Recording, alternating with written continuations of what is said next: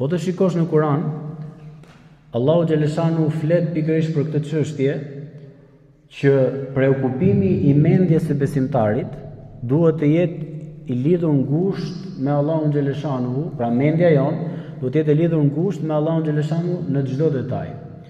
Thot Allah në Kur'an: "Alladhina yadhkuruna Allaha qiyaman wa qu'udan wa ala junubihim wa yatafakkaruna fi khalqis samawati wal ard." Sepse besimtari mediton, mendon në lidhje me Allahun xhaleshanu në çdo situatë.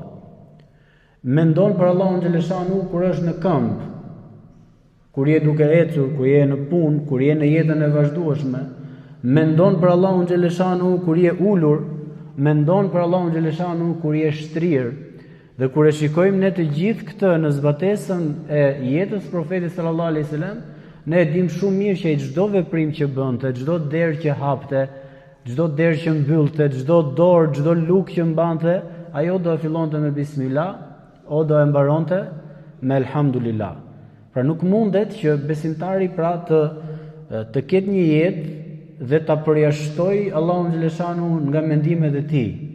Nuk mundet që besimtari të jetë në këtë gjendje. Sepse me çfarë ti preokupon mendjen tënde, tregon se çfarë është më e rëndësishme për ty në jetën tënde. Ta mendojmë që secili për veten tonë. Nëse gjatë gjithë kohës e kemi mendjen e supozojmë puna, tregtia, paraja, kjo, ajo. Pra ideja nga ana tjetër mendoje po ti me mendjen tënde sa rëndësi zen Allahu në mendimet e tua në jetën e përditshme, sa të kujtohet morali profetit alayhis salam në jetën tënde të përditshme. Pra bëhet një balance e mendjes tonë dhe të dim ku jemi në raport me sa e preokupojmë jetën tonë me Allahun xhaleshanu.